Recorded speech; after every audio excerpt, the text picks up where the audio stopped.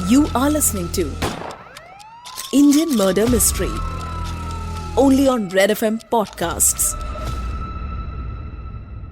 Stream smarter. वैसे तो दिल्ली कई चीजों के लिए मशहूर है।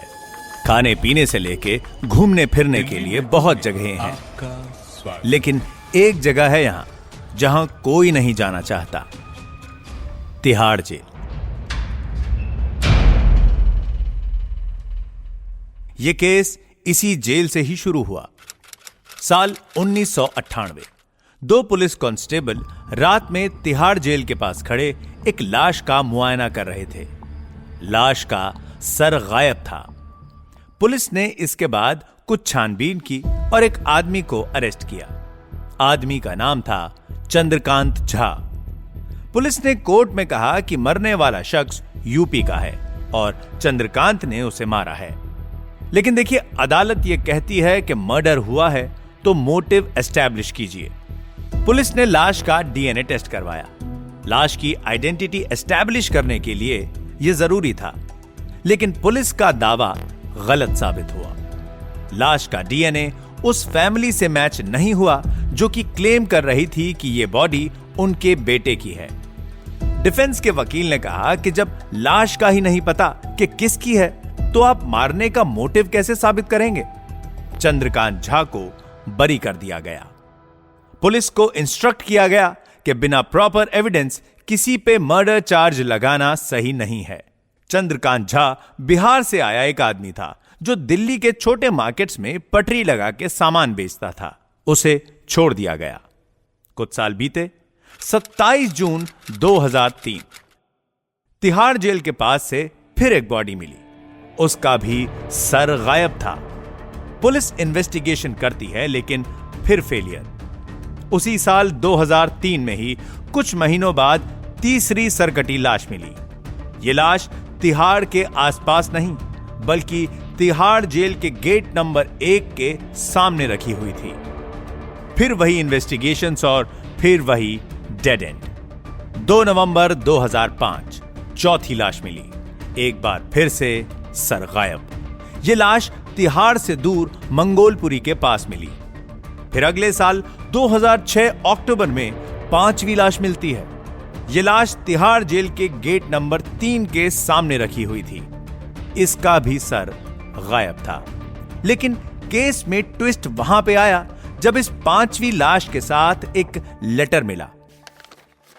लेटर में लिखा था, मेरे प्यारे प्रियजनों यानी दिल्ली पुलिस, डीएचपी यानी दिल्ली होमगार्ड से लेके आईपीएस अधिकारी तक सभी लोग, तुम्हारे दामाद की तरफ से खुल्लम खुल्ला चैलेंज है कि अगर वाकई तुम लोगों ने मां का दूध पिया हो तो मुझे पकड़ कर दिखाओ, वरना तुम सारे ऊपर से लेकर नीचे तक दिल्ली पुलिस के स्टाफ के लोग नाजायज औलाद कहलाओगे।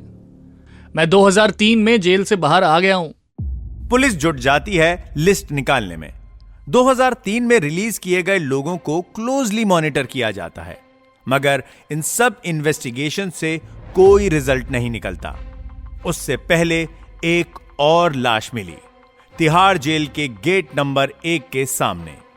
25 अप्रैल 2007 को छठी लाश मिलती है और पुलिस को एक धमकी भरा कॉल आता है।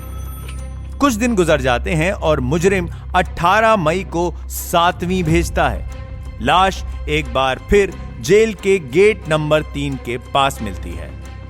पुलिस रिपोर्ट से पता चलता है कि जब किलर ने छठी लाश भेजी तो उसने पीसीओ से पुलिस को फोन किया और कहा, तुम्हारा दामाद बोल रहा हूं, जेल के बाहर से लाशें उठाते रहो और अगर हिम्मत है तो पकड़ के दिखाओ। ऊपर से लेकर नीचे तक सभी पुलिस ऑफिसर्स को इस केस पे ध्यान देने को कहा जाता है। एक ब्रेक थ्रू मिलता है। 7वीं लाश को आइडेंटिफाई कर लिया जाता है। उसकी तस्वीर अखबार से पहचान के उसके मां बाप ने पुलिस को कांटेक्ट किया। डीएनए टेस्ट से इस बात की पुष्टि की जाती है। मरने वाले का नाम था दिलीप मंडल। अब पुलिस डिपार्टमेंट एक लाश की इन्वेस्टिगेशन छोड़ के शुरुआत करती है पहली लाश से। पहला केस जो कि 1998 में हुआ था। सरकटी लाश जेल के पास फेंकने वाले केस को फिर से स्टडी किया जाता है। मुखबिरों के नेटवर्क से पहले केस में अरेस्टेड अक्यूज्ड चंद्रकांत झा को लोकेट किया गया। एविडेंस के नाम पे अब तक पुलिस एक लेटर लेकर घूम रही थी, लेकिन चंद्रकांत झा के घर में पुलिस को मिला सबसे बड़ा एविडेंस, मर्डर वेपन। वो चाकू जिससे 7वें विक्टिम दिलीप मंडल का मर्डर किया गया था, वो चंद्रकांत झा के घर पे मिला। चाकू पे लगा खून दिलीप मंडल से मैच हो गया। चंद्रकांत झा को पुलिस ने जब आड़े हाथों लिया, तब उसने बताया कि उसने लाश का सर कहां फेंका है। वो शायद इस केस की पहली लाश थी जिसकी बॉडी और कटा हुआ सर पुलिस को मिल पाया। लेटर की हैंडराइटिंग भी चंद्रकांत झा की हैंडराइटिंग से मिलवा के देखी गई। फोरेंसिक्स कंफर्म करती है कि हैंडराइटिंग परफेक्ट मैच है। पुलिस ने कोर्ट में केस फाइल किया, चार्जशीट फाइल की, लेकिन आप हैरान हो जाएंगे ये सुन के कि 7 लोगों का मर्डर करने वाले को, पुलिस को धमकी देने वाले को, सरकटी लाशें जेल के बाहर फेंकने वाले को कोर्ट ने जमानत दे दी। ऐसा क्यों हुआ, जानिए अगले पार्ट में। इंडियन मर्डर मिस्ट्री के अगले एपिसोड में आपको पूरी कहानी बताएंगे। यह एपिसोड पसंद आया हो तो शेयर कीजिए और रेड एफएम पॉडकास्ट के इंस्टाग्राम हैंडल पर हमें डीएम कीजिए। मुझे डीएम कीजिए आरजे तुषार रेड एफएम पे।